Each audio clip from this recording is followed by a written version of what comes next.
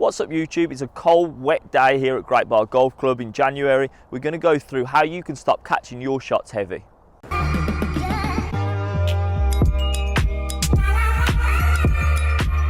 So we're here on the second hole. It's roughly around 140 yards to the flag. I'm going to be hitting a pitching wedge. However, what I want to show you is how a lot of people actually contact the ball in the winter time.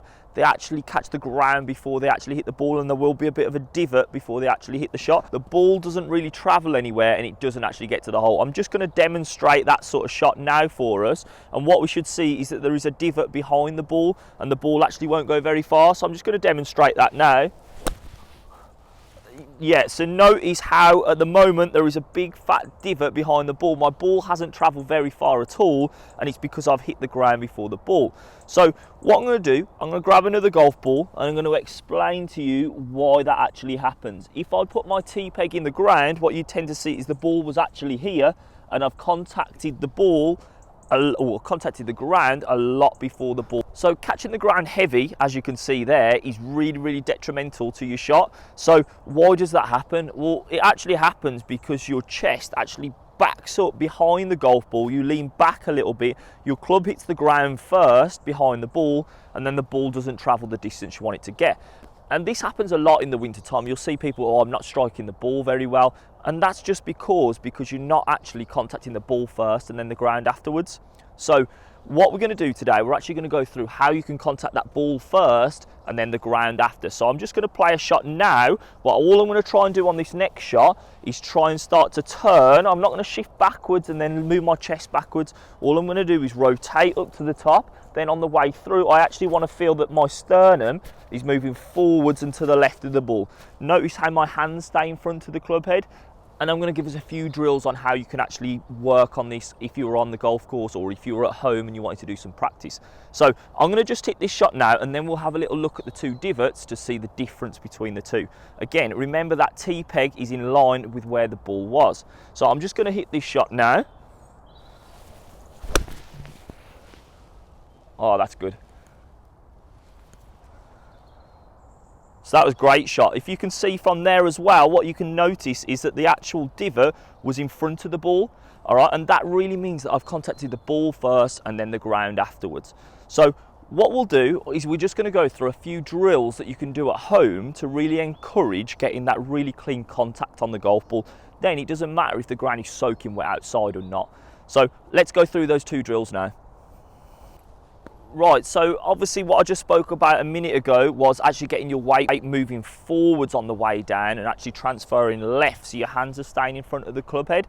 We don't want to see that you are leaning back, your club head getting in front of the golf ball or in front of your hands, because you're going to catch the ground before you hit the ball, like the first shot that I played.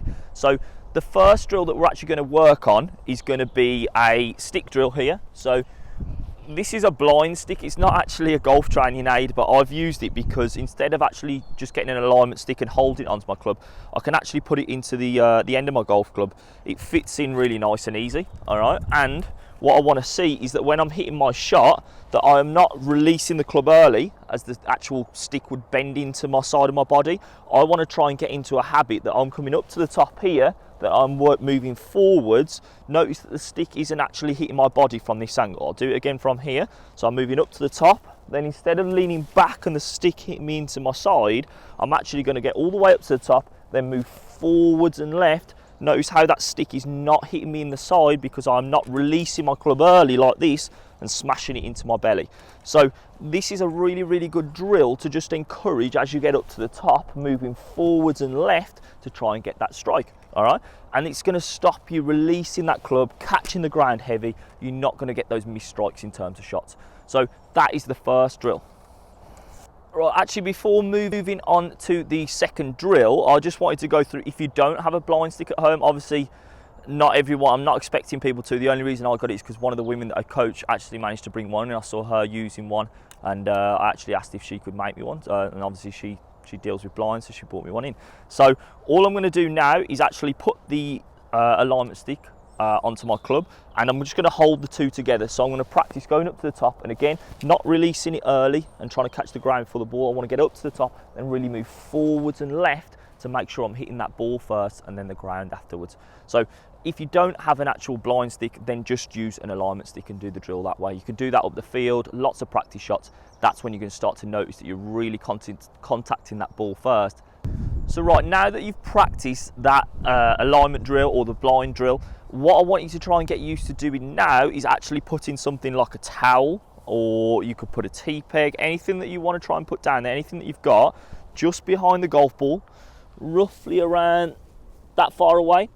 All right, because what I want us to try and get used to doing is actually, when you're hitting your shot, trying to avoid the towel and hit the ball, then the ground afterwards. If we're catching the towel first, you're going to notice the towel starts to move.